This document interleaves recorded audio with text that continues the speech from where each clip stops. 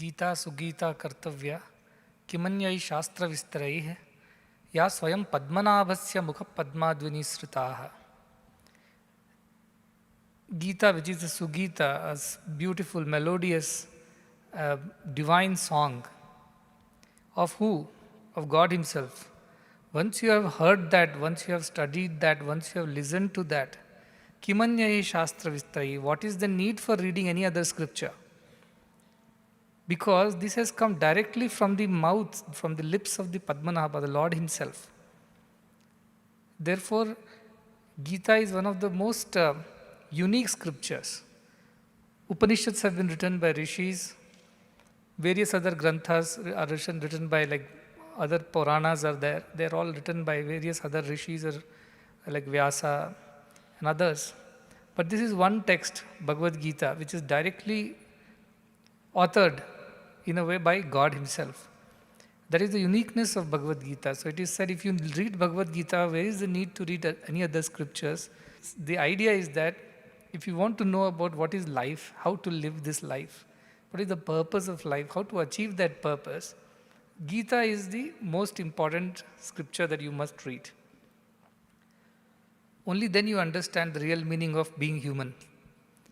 All other things will teach you how to earn your livelihood. But Gita not just teaches you how to earn your livelihood, it also teaches how to live your life in the right way. So science will teach you how to feed yourself, feed your stomach, which is important. But Gita teaches you in what way you should do it, why should you do it. And therefore Bhagavad Gita is the most practical text in the world. And this is one thing that we can, as Indians, we can pride ourselves with, that we have a scripture like Bhagavad Gita, which has no comparison in the whole world. Even within our own scriptures, Bhagavad Gita has no comparison.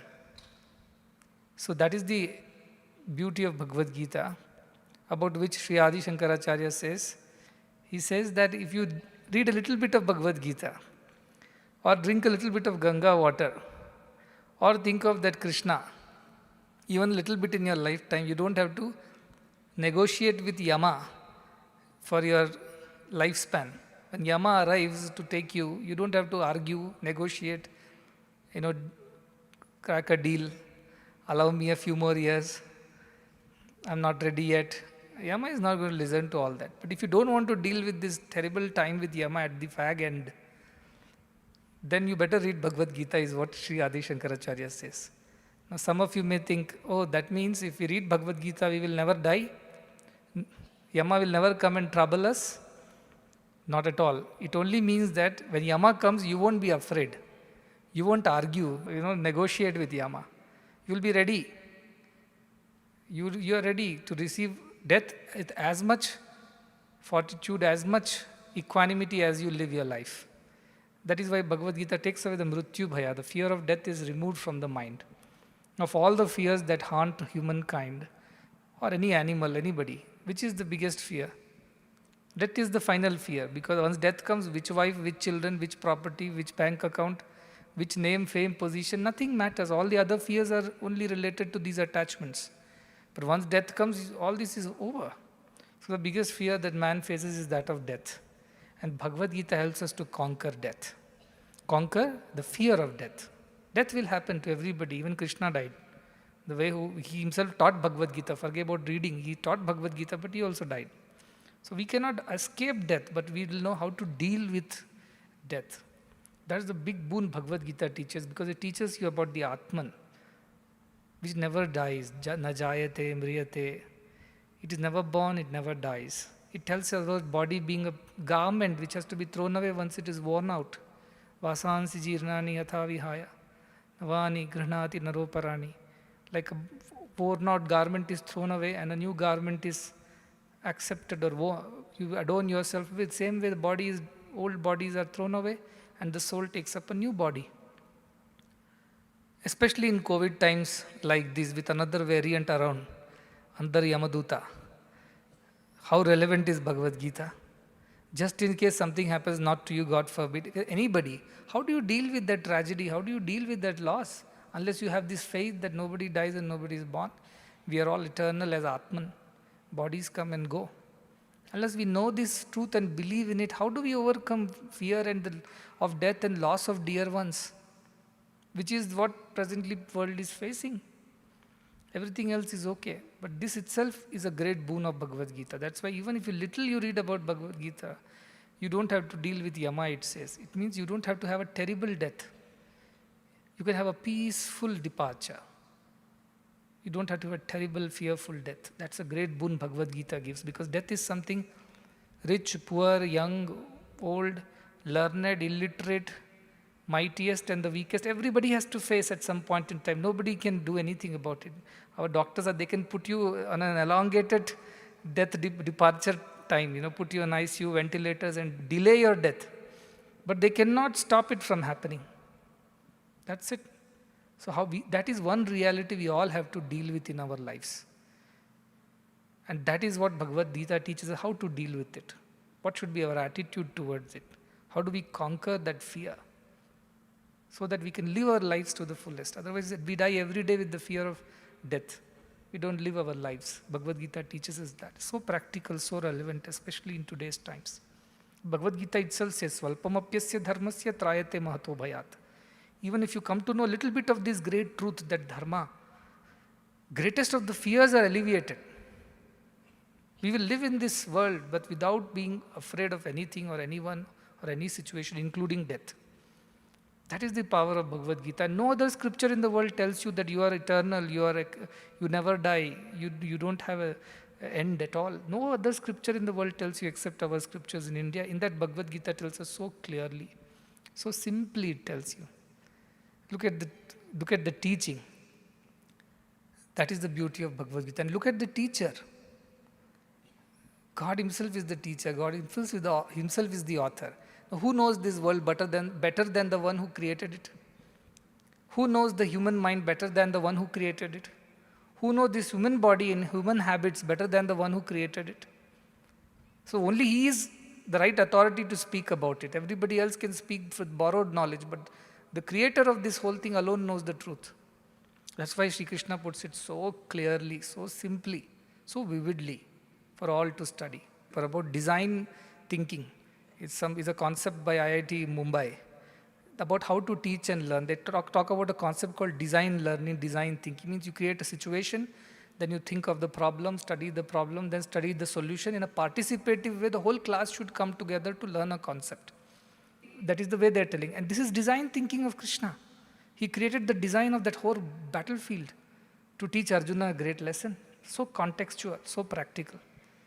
In fact, Arjuna had come to fight the war. And Narasimha ji said just now he wanted to run away from the battlefield. But if he wanted to run away, why did he come in the morning to fight the war with all eagerness, all ready?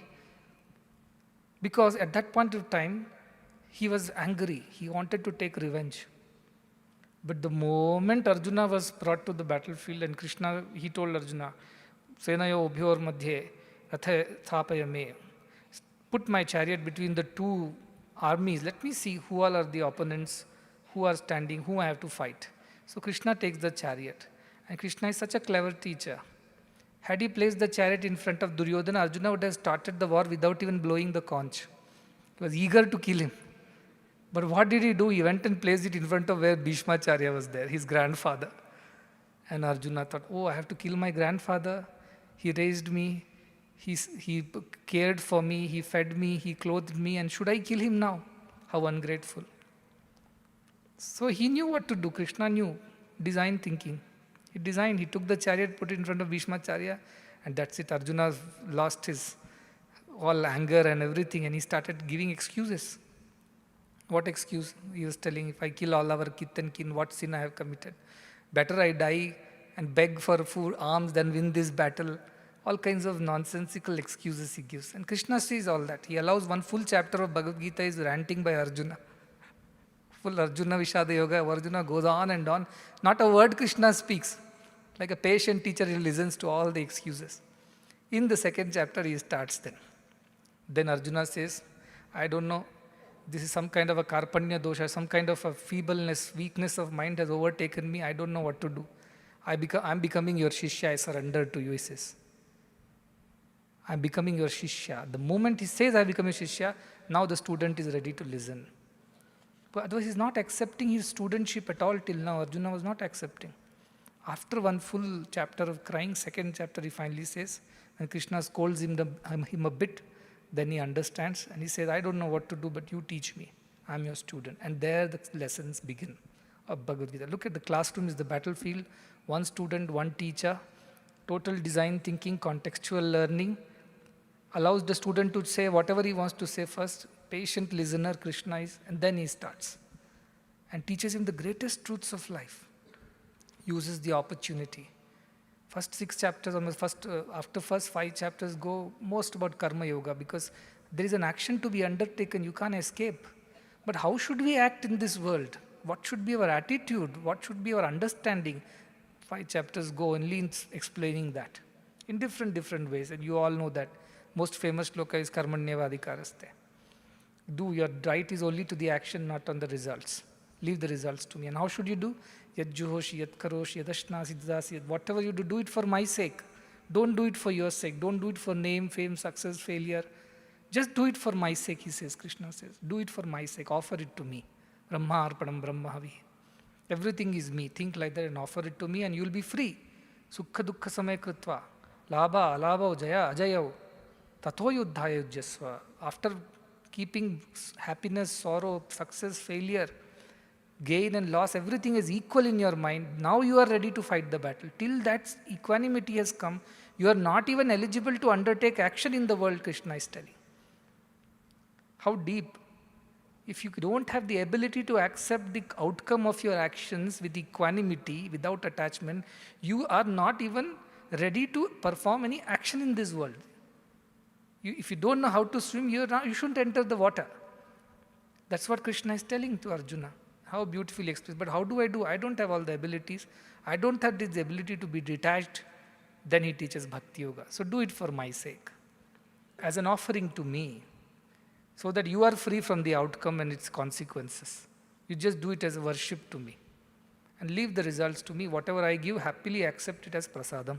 Look at the depth of the idea of action itself, which we cannot escape action in this world. Can we? Every day we have to act. Even eating is an act. Ashtavakra says even opening eyes and closing eyes is also an action, which has consequences. But Krishna tells the only way to escape the consequences is just do it for my. Tat kurushva madarpan, do it for me. Develop bhakti for me. Be happy, santushta, satatam yogi. Be happy in whatever comes. Be contented. Don't have expectations, demands from me. Just do for my sake out of love, without any expectations. Whatever is the result, accept it without any ideas of your own. So simple, but so difficult to follow. And then finally he takes that who is the doer, what is done, what is action, what is consequence.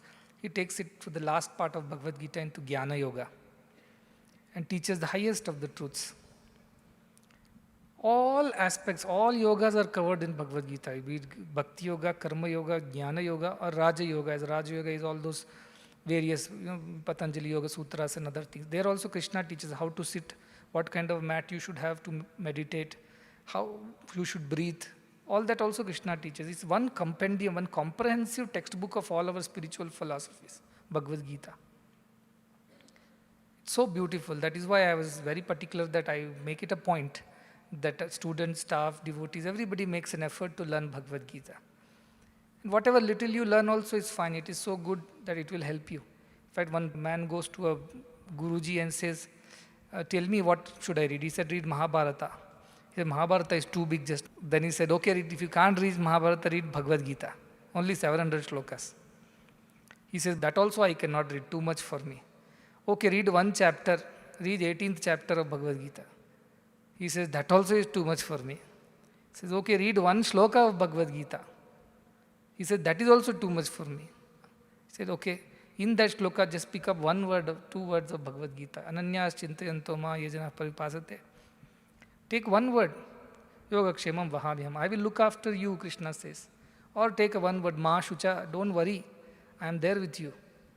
Just that one word, one thought can give you so much of confidence to do things in life. Bhagavad Gita is so powerful. That is why I say, and the essence of Bhagavad Gita, I always say, take the first word from the first shloka, dharma kshetre, kurukshetre, and go to the last shloka and take the last word which he just chanted. Dhruva nitir matirma. Mama and dharma put together, mama dharma, my duty. Gita is only about discharging your duty in this world. How do we discharge it? With detachment, with complete involvement, with perfection in action, yoga karmasu kaushalam, yet completely detached. Completely detached. Without any desire for anything, not even the desire that this action should succeed. I am just entitled to do my duty. What comes out of it is towards grace.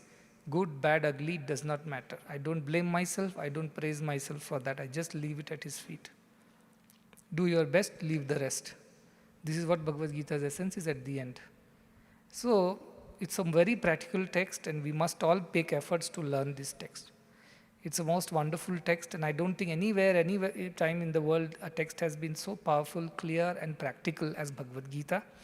It's our singular privilege to have been born in Bharata, the very land where Bhagavad Gita was taught and learned by none other than God himself, and such a eligible disciple like Arjuna. At the end, I can only tell you that you can read, and I can only follow Krishna's path, who says finally, Yathechasi tatha kuru. He teaches whole Bhagavad Gita to Arjuna and says, now I leave it to you, you decide what you want to do about it. I am not going to force you. You read if you want, you study if you want, you learn and practice if you want. But Arjuna is such a good disciple, he says, no karishye vachanam tava. I will do as you say. Don't leave the choice to me. I will do whatever you say. Let me be your servant. That is the essence of the Guru Shishya in Bhagavad Gita. So please read. Teachers should encourage them whenever they find time, children want to learn Bhagavad Gita, shlokas, let them memorize it. As Indian parents, we should be proud to say, my child knows the entire Bhagavad Gita. We are proud to say, my child cracked that exam. He cracked that exam. He went off to US and he knows so much about so many things. But as Indian parents, we should first matter of pride for us should be, my child knows the entire 700 shlokas of Bhagavad Gita. That should be our pride. So I expect all teachers, campus chairpersons and parents to encourage their children, and they themselves should put an effort to learn, to start learning Bhagavad Gita. And now it's already started in our 6th class onwards it started. But before you reach your 10th class, you should have remembered all the shlokas of Bhagavad Gita. And that would be a good achievement during your school time. And this will help you all throughout your life. Remember, everything else may not come to your rescue. Your science you may leave once you take arts or humanities in the future. Your arts or humanities will be left out if you take science in the future. But Bhagavad Gita will remain with you, whether you are a science student, art student, or you are no student later. Everything, in every place, in every situation, Bhagavad Gita will come to your rescue. So do pay attention to these words and do make an effort to learn Bhagavad Gita gradually, slowly. I would request the bhajan group to take every day, starting today till the next Gita Jayanti, whenever the opportunity arises, 2 shlokas per day. Shloka, it's meaning and chanting, and then next day, next shloka, it's meaning, and every day 2 shlokas you take. So that way there are 700 shlokas, you need 1 year to complete it. So before next Gita Jayanti, more or less, everybody would have learned the entire Bhagavad Gita to some extent.